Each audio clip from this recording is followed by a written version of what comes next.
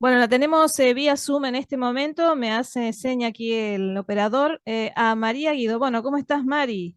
Hola Ana, ¿cómo andás? ¿Todo Bien, bien? bien. Bueno, nunca está, digamos, ausente en nuestras conversaciones algún síndrome que va y viene, y hoy tenemos precisamente el síndrome de Gilles de la Tourette. Vamos a hablar sobre este síndrome que vos, por supuesto, vas a analizar, y ya podríamos ir armando nuestra audioteca, por así decirle, de síndromes analizados por María Guido, bueno, que pueden escuchar en www.forodebaires.com.ar, y te preguntamos al respecto, María, ¿qué es el síndrome de Gilles de la Tourette? Bueno, está buenísima la idea esta de ir haciendo, ¿no? Esta biblioteca con todos los temas porque a Está la gente todo, le puede todo. interesar más o menos así. Pero bueno, este síndrome, como bien decís, es un trastorno biológico, ¿no? Neurobiológico, diría yo, del sistema nervioso.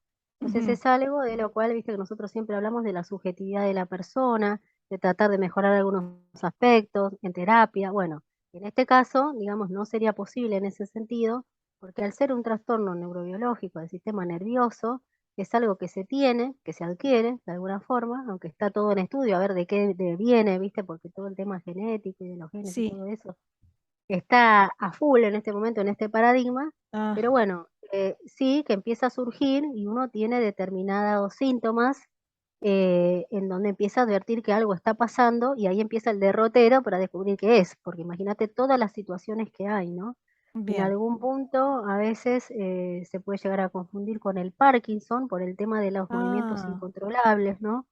Y entonces, bueno, hay que hilar muy fino. Esto sí que claro, está a claro. cargo de todo lo que sea la parte del médico clínico, del neurólogo sobre todo, de los Ah, estudios por cierto. imágenes, sobre todo, bien medicinal esto. Digamos, en el sentido de que lo que hace la psicología es acompañar este Muy proceso, bien. no así, digamos, diagnosticarlo, porque Claro, tiene que claro. ser un médico, es una cosa bien biológica, bien, ¿no? Esto quiero que quede claro, y sí que el abordaje psicoterapéutico o psicológico va a estar del lado de acompañar este proceso, del proceso de diagnosticar, que tiene muchas idas y vueltas, muchas equivocaciones a veces, y también transitarlo, ¿no? No Sí. solo para el que lo padece, que es tremendo, sino también para el familiar, el amigo, Mm. ¿no? Del que lo padece, para poder transitarlo de la mejor manera posible, porque Debe hay causar situaciones. mucha depresión, ¿no, María, esto? Sí, sí, porque son trastornos a nivel, o sea, influyen en lo social. Imagínate que Mm, el ser es social, uno va a trabajar, va a la escuela, va a la claro, facultad, se va a relaciona. reuniones sociales, y hay situaciones del cuerpo que son incontrolables, ahora vamos a decir algunos Horrible. síntomas, en donde eso queda de manifiesto, la persona puede sentir vergüenza, de hecho siente Mm, vergüenza, no sabe cómo explicarlo, hay poca claro. información de estas cosas también, de estos trastornos, entonces las personas que nos rodean en su ignorancia, ¿no? En su maldad pueden llegar también a tomarlo mal, a pensar que, no sé, que algo raro está pasando y no considerarlo como un trastorno y actuar en consecuencia. Imagínate todo lo que puede traer. Entonces, el aspecto psicológico va a estar relacionado con este acompañamiento, no con el tema de, bueno, de una cura, que por ahora no la hay, o por lo menos lo que estoy investigando no hay, pero sí que hay estas manifestaciones que suelen ser lo que llamamos tics, ¿no? Como estos tics, o Ah, estos sí, movimientos, sí. ¿no? Que pueden ser de más simples a más complejos de acuerdo a ¿no? al trastorno, a la gravedad de este trastorno, que pueden pasar por, bueno, un simple parpadeo de ojos, un sacudir la cabeza, encoger los hombros, retorcer la nariz, son tics, ¿no? O sea, son movimientos repetitivos que tiene que quedar claro en la audiencia que son involuntarios, porque de eso se trata los tics, son movimientos involuntarios, en donde no hay una voluntad de la persona en hacerlos, y en un primer momento uno por ahí reta a la persona, ¿no? Un adulto, imagínate un adulto con un niño que esté padeciendo esto, porque en general Terrible. a partir de los 2 años, de los 2 a los 15 años puede llegar a haber manifestaciones, Mira y por vos. ¿y qué tienen los niños, digamos, que puede llegar a confundir al adulto? Los niños son muy de copiar las situaciones, ¿no? Imitan, tienen sus conductas imitativas. Entonces, por ahí un adulto que desconoce todo este trastorno puede llegar a retarlo, a decir, ¿por qué haces eso? Deja de hacerlo. Claro. El chico además le dicen, y peor lo hacen en el sentido de que más nervioso se pone y ante la ansiedad el tic suele crecer. Entonces, todo esto está bueno que lleguemos a la audiencia para, bueno, desasnar un poco, sacar un poquito de ignorancia. Nuestro aporte del granito de arena sería, ¿no? Que aportar desde ese lado, ¿no? Que está bien, los chicos repiten cosas, a veces toman movimientos repetitivos y lo hacen a propósito, pero a veces no, a veces realmente es un trastorno grave, severo, y uno tiene que tener un acompañamiento. Como decíamos, en el plano social estamos muy expuestos, Ana, ¿viste? Ujú. Y se nos pide mucho, ¿no? O sea, tengamos o no tengamos algo, se nos exige siempre mucho, ¿no? Que Sí, conservemos determinadas reglas. Imagínate una persona yendo en colectivo, el colectivo lleno, empieza a tener estos movimientos por ahí cada vez más complejos, y toca o huele objetos de otro, o sea, empieza a caminar, no sé, a hacer gestos que pueden ser obscenos. Imagínate lo que puede repercutir en un otro, que puede llegar a sentirse, no sé, abusado, violentado, ¿no? En su intimidad, si cree que la persona lo está haciendo voluntariamente, ¿no? ¿Cuánto hay que, digamos, aprender de todos estos trastornos para poder ser más benignos a la hora de analizar la conducta del otro? No es fácil, imagínate que no es fácil, porque el ser humano que está acostumbrado, y más en estos tiempos, que el otro es como una competencia, el otro por ahí nos viene a hacer un daño y uno está a la defensiva. tal cual. Entonces, si uno ve a alguien raro, pues dice, ¿y este loco qué está haciendo? ¿O qué quiere hacer? ¿No? No puede por ahí llegar a pensar que tiene algo de esto. Y a veces se le suma un término que se llama coprolalia, que es cuando dicen malas palabras. Entonces, Ah, cuando dicen mira, malas palabras, puede llegar a insultar a una persona y repetidamente. Imagínate lo que puede causar esto. Imagínate, o sea, uno lo claro, claro. dice y parece que somos todos inclusivos y qué bárbaro y todo, y cómo la gente no comprende, pero hay que estar porque esto te lo encontrás en plena calle o en un transporte público o en un lugar público o en un Sí, sí. restaurante y puede afectarte negativamente si no conoces, aunque lo conozca, pero imagínate si no, pensás realmente que es una persona que te está faltando el respeto. Entonces, por otra parte, imagínate cómo se siente esa persona, que no puede controlar eso y siente que el otro está sintiendo eso. Entonces, desde ese lado va el acompañamiento psicológico, porque no se puede, digamos, hacer no hay una cura de ese punto de vista, por más que haga una terapia, porque no tiene que ver con algo subjetivo, Ujú. inconsciente, sino con algo neurobiológico. María, ¿es cierto que los hombres son más propensos a, a desarrollar este síndrome de Guillain de la Sí, Tourette? sí, por una causa que todavía no se determina, aparentemente entre 3 y 4 veces más que las mujeres. Sí, mirá, Está determinado, según lo que estuve estudiando. bien, No se sabe bien realmente porque ya te digo, todo está en estudio, pero lo que se hace, viste, siempre que se estudia algo, se forman estadísticas de los casos sí. que hay registrados y en esas estadísticas, bueno, salen entre 3 o 4 veces, mayoritariamente el hombre es el que lo padece, ¿no? Ujú. Y también se relacionan con otras causas, ¿no? O sea, por ejemplo, con los TEA, o sea, los trastornos del espectro autista, también con los déficits de atención, con hiperactividad. O sea, en general hay como trastornos asociados que también tienen que ver con los trastornos del aprendizaje. Las DEA se llaman dificultades específicas del aprendizaje, en donde se manifiestan mucho en los colegios. Imagínate en un colegio, ¿no? La Ay, persona sí, diciendo una pobres mala chicos, palabra es claro. sancionada. Entonces, por eso es muy importante el tema del diagnóstico precoz para poder tener un acompañamiento en ese sentido, porque el niño, el adolescente, imagínate cómo puede llegar a transitar su escolaridad si esto no es detectado, va a vivir en la dirección prácticamente, porque van a pensar que está faltando el respeto, le van a decir que haga un movimiento, que termine de hacer lo que está haciendo, como un gesto, porque encima los chicos, como ya dijimos antes, repiten, entonces un niño que hace, o un adolescente que hace algo en el aula, tiene una repercusión, los chicos se ríen, se lo festejan, lo imitan, tiene una sanción. Tal O cual. sea, gracias a Dios, hoy por hoy se va conociendo más las cosas, se va teniendo una apertura, también con esto de las redes uno tiene acceso a una información. Entonces también la importancia de un diagnóstico va por ese lado también. O sea, si un docente se va capacitando como puede en estos tipos de trastornos, también puede llegar a identificarlo y darle una mano a ese padre, a esa madre o a ese encargado de ese niño o adolescente para que empiece a ver, bueno, esto por ahí no es algo voluntario de la persona, sino que hay que hacerlo ver, hay que investigarlo. Son procesos, porque Claro, también hay como una fantasía en general de la gente que cree que un diagnóstico llega así nomás. Te vas al médico y te dicen. ¿Por qué? Porque el diagnóstico te tranquiliza, ¿viste? Te dicen, bueno, tal cual. esto que te pasa es esto. y para esto hay esto. Pero a veces te puede tranquilizar un diagnóstico y no es tal cual ese Mm, diagnóstico, porque es un proceso, porque un tics o estos movimientos involuntarios tienen que llevar su proceso, tienen que ser repetidos en el tiempo, no es una cosa así nomás, si no sería un tic y nada más, no es un tic y claro. punto. Tiene que ser un conjunto de tic más complejos, menos complejos, por ahí asociados a otros trastornos. Entonces esto es muy complejo, ¿viste, Ana? O sea, pero está bueno conocerlo. Decime, María, y si bien muchos de estos tics, como decís, tienen origen en el sistema nervioso, por ejemplo, algunos también, digamos, puede ser que tengan comienzo así en lo que es psicológico. Por ejemplo, se pueden, yo creo, entiendo que porque yo por ahí he tenido algún que otro tic y mi madre me ha corregido y de tanto decirme no hagas eso, no hagas eso, lo he logrado, digamos, llevar Controlar. adelante. Ajá. Los TIC no solo, digamos, tienen origen en este proceso, digamos, de sistema nervioso, ¿no? Puede ser psicológico.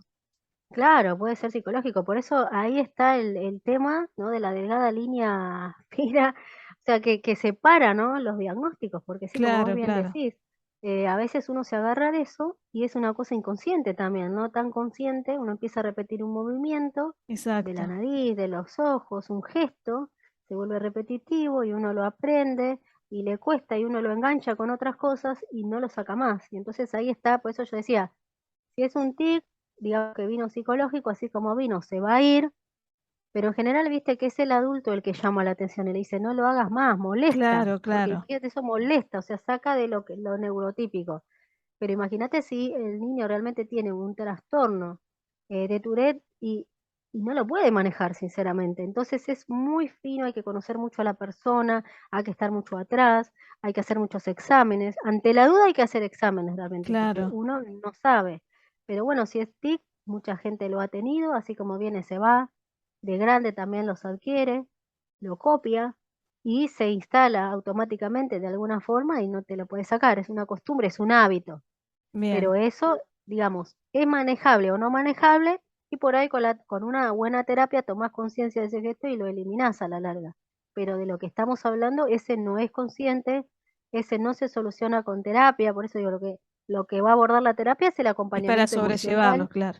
Claro que así como decíamos en lo del Parkinson también, y en estas enfermedades que son así, estos trastornos, ayuda mucho el aporte psicológico, hay que darle una contención, porque la persona tiene que ir por la vida así, explicando todo el tiempo que lo que le pasa es un trastorno, pidiendo disculpas, muchas veces pasa malos momentos, ¿no? Hasta Oh, pueden ir presos, qué sé yo, ¿no? Porque anda a explicarle por ahí a un policía, ¿no? Si le faltaste respeto, eso es difícil. exactamente, mirá vos, claro. Y Sí, sí. entonces vos imaginate que una de las cosas que primero sucede en este tipo de trastornos es que la persona se aísla, porque no se quiere proteger, o sea, se quiere proteger de Sí, toda esa amenaza del contexto y lo mejor que encuentra es aislarse. Y él a su vez lo peor que puede pasar, porque sí, encima sí, son trastornos estigmatizantes, muy estigmatizantes, en donde aparte que uno lo padece y lo sufre, encima tenés que sufrir lo que la sociedad te dice y pasar vergüenza. Hay mucha desinformación, igual es positivo, se está hablando y estamos hablando de esto porque estamos hablando, porque hubo hace poco una novela en donde uno de los personajes tenía el síndrome de Tourette y ahí un poco se empezó a hablar, hay películas también, pero la realidad es, no es novelada, digamos, entonces hay que asumir que esto es un trastorno en donde la verdad la persona se lleva mucha carga emocional, porque es, digamos, ante esas descargas físicas y esos tics y esos movimientos involuntarios complejos o más simples, acarrea toda esa carga emocional de lo que significa para la sociedad cada una de las cosas. Y ni hablar si le sumamos esto de la coprolalia, en donde empieza a decir malas palabras.